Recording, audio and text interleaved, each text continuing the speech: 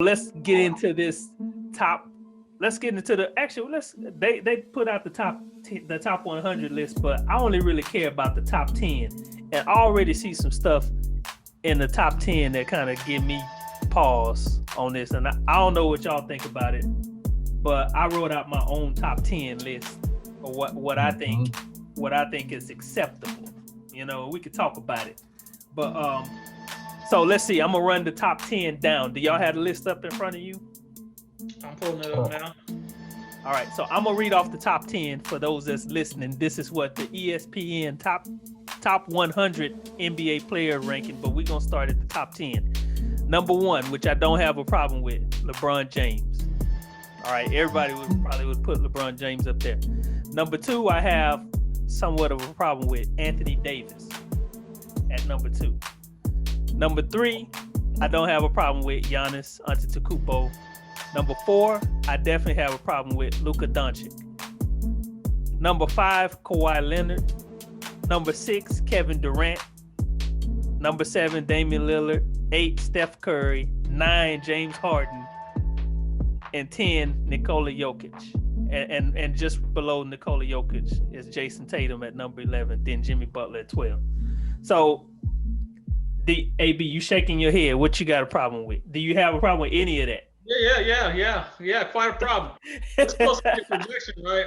I'm assuming this is all a projection based on how this upcoming season is going to go versus where you actually rank the players and who's the best players in the league. Actually, I'm not sure how they come up with their numbers, but I'm sure it's a scientific way that they do this. Specified, but under no circumstances should Anthony Davis be number 2. Exactly. Under no circumstances.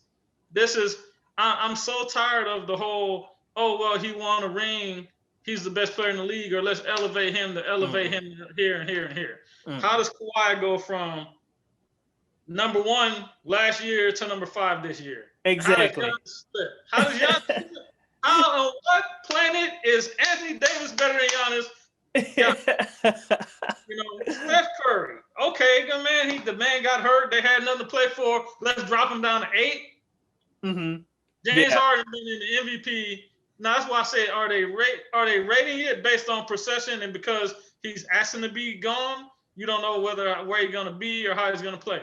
But either way, they wrong. If that's the way they did it, they that's messed up with how they doing that. You got this man James Harden at number 9. James Harden averaged the highest point total in the NBA the last at least 2 or 3 years, right?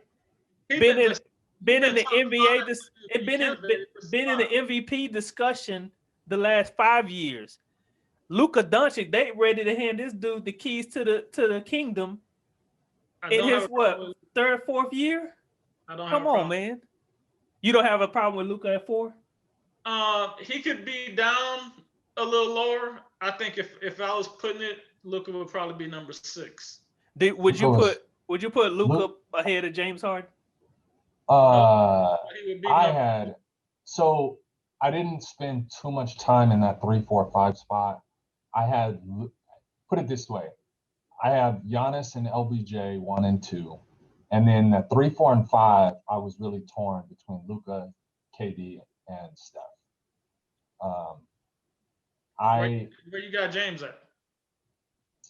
So let me preface this one. Because I'm all the way with you. AD's like number 9 or 10 for me, somewhere in that range. Yeah. I was comparing to him and put him at 4, but go ahead. No, to me, I look at it in a vacuum and I say, what is the one singular skill that you have that a team can build everything around? So Giannis is freakish versatility. LeBron is, I'm not even, there's no Luka and James Harden have this supreme offensive output that a team, builds around. The problem is as much as I went in on James Harden the last pod that we did, Jamal Murray and Donovan Mitchell showed me the opposite of that. And so I specifically hated on Harden and I got him number 10. But it's because it is not because Like, if, put it this way, if we erase a couple of very select Game 7 moments, and he went out guns blazing, and then the Rockets just lost because of factors that were out of his control, James Harden right now, because of about 4 or 5 handpicked moments, goes from like number 3 to number 10 for me. And I'm just questioning his psychology. So you can disagree all you want. I disagree, Jay. A player like Jamal Murray, I would rather have Jamal Murray this year, this next 12 months, than James Harden. Best player on his team, Jay. Jamal Murray at number 21? That Jamal Murray? Yes, I would have Jamal Murray. I have Jamal Murray at number 9. This is where we have our. This is how we have our. Dame Lillard. Okay, let's talk about Dame Lillard then. I'd rather have Dame Lillard than James Harden. I can see that. I can see. Okay. Let's pick this apart though, because let's pick this apart though, and because Dame I think Lillard over James Harden. You go in on James for accomplishing more than what all these other players have accomplished and coming up shorter at the end. But then you forgive all these other players from not even reaching that point. And if Dame is that good, because I would say that the teams have been pretty close talent-wise, if Dame is that good, then he's not being swept out of the playoffs multiple times in a row. He's not coming up. I'm not giving James extra credit for carrying the water and goosing stats, whereas somebody like Dame Lillard, if the rest of the team is built the way that it should be, then James Harden should be able to come in and be some of the cake, but also be the icing and come top this. Was he supposed to? Were the Rockets supposed to be Golden State in 2018? Ain't no James Harden podcast, bro. No, I told I'm you. just asking. This is the debate for the top 10. So I personally, and you need go no further than the last podcast on why I personally like his value plummeted for me over the last, this is a cumulative award, bro. This is cumulative. This is 3-4 years running on what James Harden is. And if I have, just because you tell me James Harden can single-handedly drag a team to the Western Conference Finals, but he's guaranteed to mentally check out, I'm sorry, I'll take my chances elsewhere. So what about the other player that can't even get you to that point? That's my only thing. Anthony Davis at number 2 couldn't even get you near the playoffs before he joined LeBron James. Because he right there with a fringe top 10 in my opinion. So here's my list. This is what I got. I got LeBron James at 1, Kevin Durant at 2, and Kevin Durant will always be my number 2.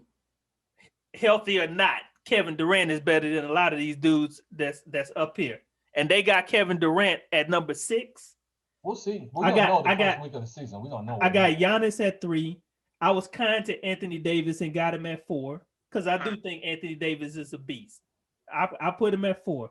I got James Harden at 5, Steph Curry at 6, Dame Lillard at 7, Luka at 8, Jokic at 9, and Jason Tatum at 10.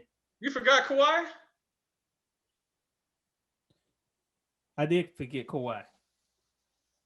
I did forget. You know who they grossly? Where did they put Joel Embiid again? That's the other guy. They put Joel Embiid at 14. Yeah. No, dude. He's in the and they put 7. Chris Paul at 15. They put Chris Paul at 15. I think that's about right for Chris Paul. No, he like 20 to 25. Yeah. I would say 15 to 20 range for Chris Paul. So you don't think like maybe Paul George could go at 15? Or the same reason. Now, let me prove my point here. Let me prove my point here. Because this ain't no James Harden hate. Paul George gets twice as many demerits as James Harden for just being a mental midget when it matters most. I like that. But the difference is James Harden is repeatedly dragging his teams to top 4 seeds in the West, and Paul George can't do it. And he's dragging them because Mike D'Antoni and Daryl Morey are goosing it and demanding that that's what it is. But he's touching the ball on every single offensive possession. But they are depriving the team of the talent to go any other way. They can't be successful any other way because they got a whole bunch of Robert Covingtons running around there and they goose the ball Okay, wait in a James minute. Harden's Wait, hands I every time. gotta That's push not what back. this podcast was supposed to be about today. I It's have not. to push back. I have to push back because you say it's because of D'Antoni. The Rockets went to the Western Conference led by James Harden with Kevin McHale as the coach. Yeah. So it's not just There's two players we are about to see. There are two players we are about to see the same thing on when we go 3 years from now. There's two players, and I can't wait to hear you guys' honest critique on them, which is Trae Young and Luka Doncic. And when those two putting up the same type of numbers that Harden has been putting up, and you guys give unbiased critiques on them, you're gonna, and then I'm gonna be able to point the finger at how biased you were towards James Harden. No, because you're doing you're doing the same thing. You throwing out these stones, and then you say no, but we ain't talking about that. But you can't just throw your stone out and we can't say nothing about it. I mean, even though you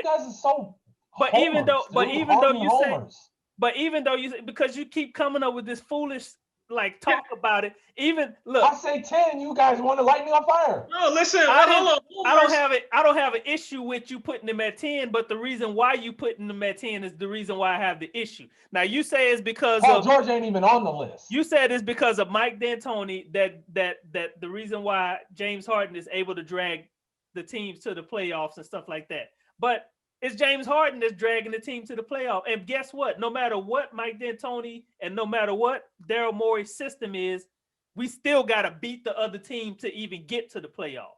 And then I said James Harden drug you to the conference finals with Kevin McHale as coach, but you dismissed that. He went to the Western Conference Finals. You got to stop this, Jay. How many possessions are there in an NBA game? What? Huh? How many possessions are there in the NBA? It don't matter. I still got to put the ball in the hole. They didn't have as many. I still got to put the ball in the hole. They didn't have as many possessions when Kevin McHale was the coach. Guaranteed. Yeah. They had a whole different system. Mm-hmm. And that team that went to the Western Conference Finals did it with Dwight playing 41 games.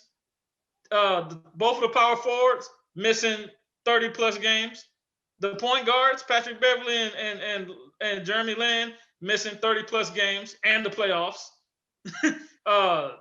They had Joey Dorsey and Tarek Black starting and Corey Brewer and a washed-up, trying to throw him out the league, Josh Smith as your next player. Marcus, listen. If I give you $10,000 to invest, and I give Aaron $5,000 to invest, and we walk back when we go next month, I say who got more money, who got more gains, and you have more gains than Aaron. What's Aaron gonna say? I don't know. He probably started. You started out with $5,000 more than I did. That ain't right. James Harden is touching the ball twice as much as anybody else in the league. So when his stats are twice as high as everybody else in the league, there's a reason why. Now, he still got to put the ball. There is something to be said for a 6'4", 240-pound truck that can do it for 82 games. Credit where credit is due. And the it playoffs. needs to go there. And yes, credit where credit is due, because Trae Young couldn't sniff that. He'd break in half trying to do it. I'm not discrediting that, but don't blindly talk about his goosed stats, man. Especially when I can count on you getting me all the way to a game 7 in the second round, and then you just want to smoke crack and just check out. Thanks for watching the Hoopz Junkiez podcast. If you enjoyed our video and you want to support our channel, make sure to hit the subscribe button. Also, you can participate in the discussion by leaving a comment in the comment section down below. If you enjoyed this video, you can check out a few of our extra clips.